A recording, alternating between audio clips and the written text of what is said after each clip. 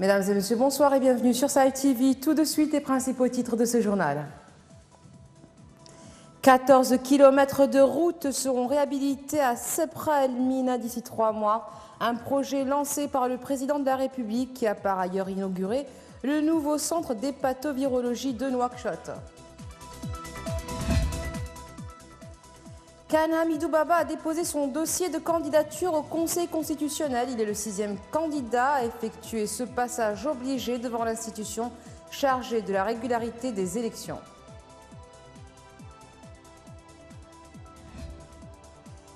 Le Premier ministre du gouvernement d'Union nationale libyen entame un périple européen. Fayez El-Sarraj veut alerter sur le risque de voir arriver une nouvelle vague de réfugiés en Europe en cas de poursuite des combats à Tripoli. Merci d'être avec nous. 14 km de route bitumée dans les Mourata'a de Sebra et d'El Mina seront réhabilités dans les 3 prochains mois pour un coût global de 118 millions d'ouguiyas. Le coup d'envoi des travaux a été donné ce mardi par le président de la République. Mohamed Abdelaziz a par ailleurs dévoilé la plaque commémorative du Centre national d'hépatovirologie. L'établissement devrait être une référence nationale dans la lutte contre les hépatites virales. C'est récidivés. Les Mourata'a de Sebra et d'El Mina font partie des banlieues les plus déshéritées de Nouakchott en route bitumée. Le réseau existant est assez vétuste et souvent complètement enseveli par le sable. Aucun trottoir n'a été prévu, si bien que se déplacer à pied est une épreuve pour les populations.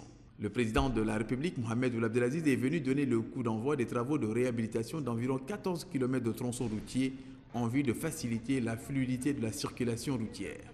Il s'agit de la réalisation de 7 km de route bitumée et de trottoirs à partir de la route située près de Cinéma Sada dans la Mourata'a de Sebra en direction des jardins pour aboutir au carrefour situé près de l'hôpital communément appelé hôpital de diabète. Dans la deuxième composante, ce projet profite à la Mourata'a d'El Mina.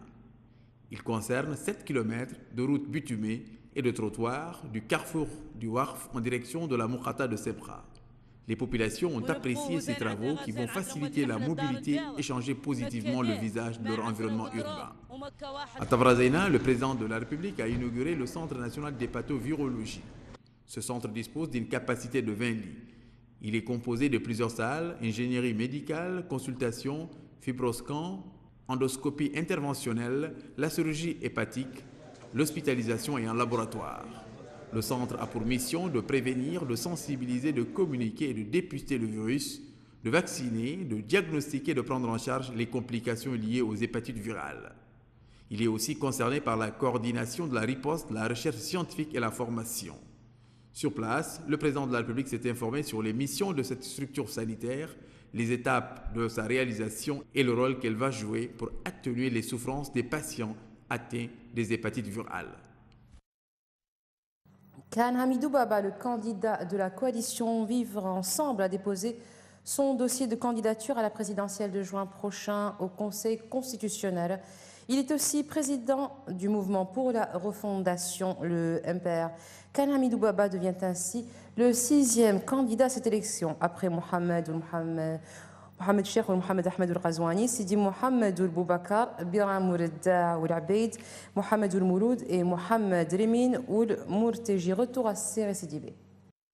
Khan Hamidou Baba, c'est le dernier candidat à déposer son dossier de candidature auprès du Conseil constitutionnel, une étape décisive ouvrant sa participation à la présidentielle du 22 juin. Le candidat de la coalition Vivre Ensemble est soutenu par un ensemble de partis politiques, notamment la JDMR, le FPC, le PLEJ, en plus d'un certain nombre d'organisations de la société civile et de mouvements de jeunes. Le jour du 6 mai 2019, nous gardons une pensée également pour la diaspora. Cette diaspora nombreuse attachée à son pays et qui malheureusement, dans sa grande majorité, ne pourra pas participer à l'élection présidentielle. Vous le savez, sur l'ensemble des représentations diplomatiques dont nous dispose le pays, il n'y aura d'élection organisée que dans 6 pays. À tort, bien sûr. Le 26 avril dernier, Khan Hamidou Baba fait depuis le stade Sebra sa déclaration de candidature. Il a promis en cas de victoire, entre autres, la tenue des assises nationales, la réforme de l'enseignement, la modernisation du secteur de la santé, la baisse des prix des denrées alimentaires ou ou encore de garantir des soins gratuits dans les services d'urgence au niveau de tous les centres de santé et hôpitaux du pays. L'unité nationale, la sécurité des personnes et des biens constituent également des composantes du programme électoral du candidat de l'Alliance Vivre Ensemble. L'homme n'est pas novice aux compétitions pour la présidentielle, car Hamidou Baba s'était déjà présenté à l'élection présidentielle de 2009 et avait recueilli 1,49% des voix. La Convergence nationale démocratique, CND, un parti de l'opposition dite radicale, pourrait changer de camp. Son président, Mahfouz El-Bettah, aurait été reçu hier par le candidat à la présidentielle Mohamed Cheikh ou Mohamed Ahmed dans son quartier général de Nouakchott. La rencontre aurait tourné autour des négociations sur les conditions pour soutenir ce candidat.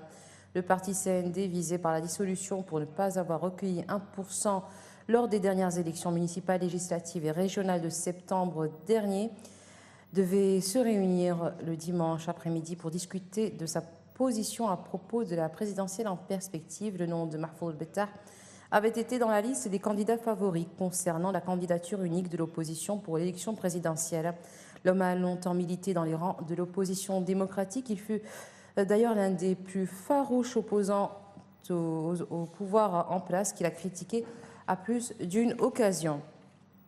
Le ministère mauritanien de l'Intérieur et de la décentralisation a rejeté hier la proposition faite par l'opposition d'intégrer 3 représentants au sein de la CENI. La raison, l'absence d'une femme dans la liste. L'opposition avait remis jeudi dernier la liste de ces 3 représentants. Ce ministère de l'Intérieur, cette liste était composée de Maître Brahim Ouliddi, le journaliste Ahmed Oulbewedi'a et le professeur universitaire Mohamed El-Mokhtar Oulmelili. 58 personnes ont été tuées, une cinquantaine blessées dans la nuit de dimanche à lundi à Niamey par l'explosion d'un camion-citerne qui s'était renversé attirant des badauds voulant récupérer l'essence qui en coulait. Selon des témoins, le camion s'est renversé sur les voies de chemin de fer à la sortie de la ville, à quelques centaines de mètres de l'aéroport international de Niamey qui n'a pas été affecté. Comment il est tombé, il y a...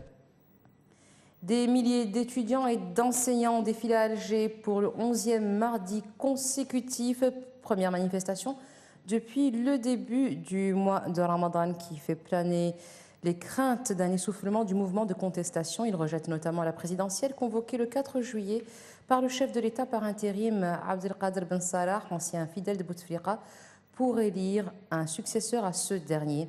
Un processus fortement appuyé par le chef d'état-major de l'armée, le général Ahmed Gaïd Salah, pilier du régime Bouteflika, désormais de facto l'homme fort du pays. Cette manifestation se déroule également quelques jours après l'arrestation et l'incarcération de Saïd Bouteflika, frère et influent conseiller du chef de l'État déchu, parfois décrit comme un président bis, et de très puissants anciens chefs des services de renseignement, les généraux Mohamed Mediane, dit Toufiq, et Athman Tartak, alias Bachir.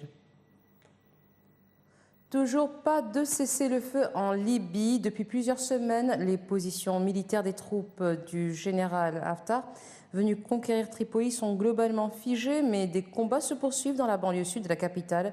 Les troupes et milices de l'ouest libyen résistent et montrent même une rare unité.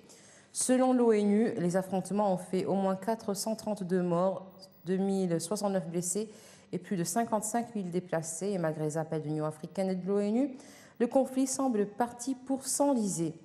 Le Premier ministre du gouvernement d'union nationale, formé sous l'égide de l'ONU, a rencontré le chef du gouvernement italien aujourd'hui.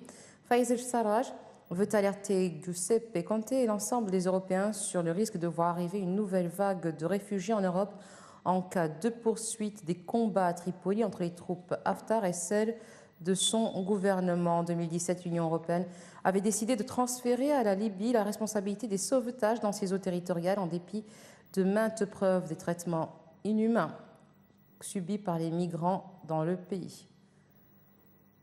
Le Ramadan commence dans un Yémen toujours en guerre et théâtre de la pire crise humanitaire en cours dans le monde, avec des millions de personnes au bord de la famine. Au moins 3000 Yéménites se font tuer chaque mois dans le conflit qui oppose depuis mars 2015 une coalition militaire saoudienne, alliée du gouvernement yéménite, aux rebelles houthis chiites appuyés par l'Iran. Des Sociétés.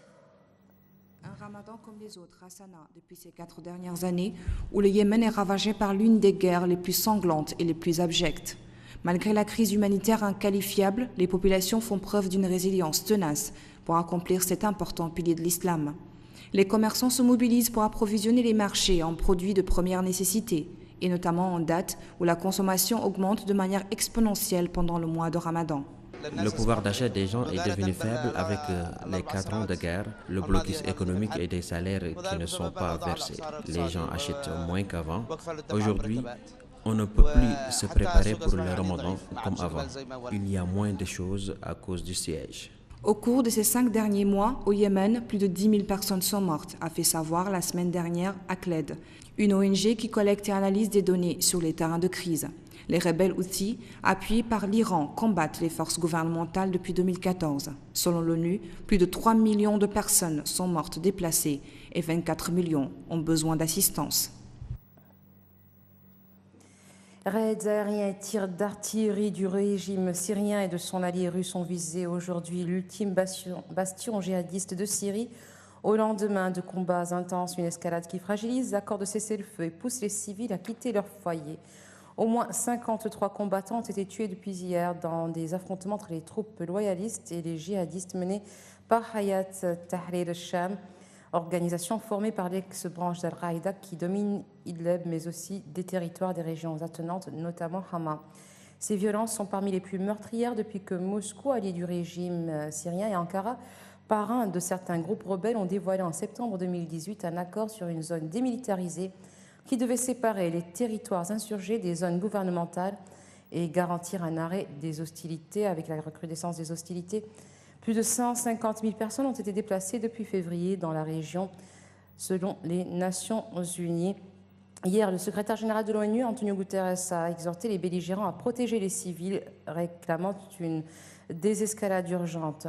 Au moins 29 djihadistes ont été tués, dont des membres de Hayat Tahrir al-Sham et du Parti islamique de Turkestan, de même que 24 combattants pro-régime, d'après un nouveau bilan.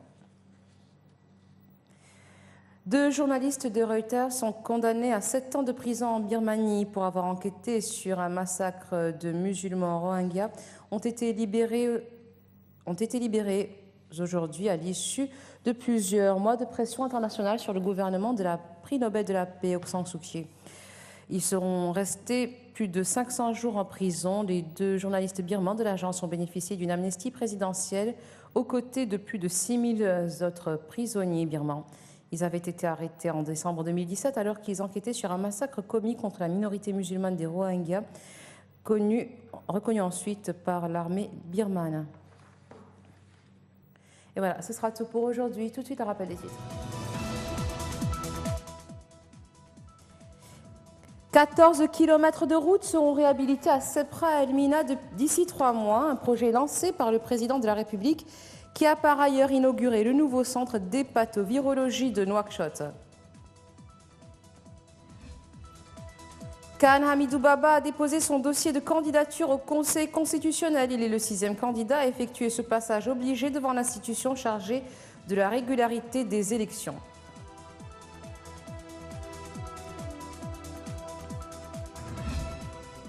Le Premier ministre du gouvernement d'union nationale libyen entame un périple européen. Fayez El-Sarraj veut alerter sur le risque de voir arriver une nouvelle vague de réfugiés en Europe en cas de poursuite des combats à Tripoli.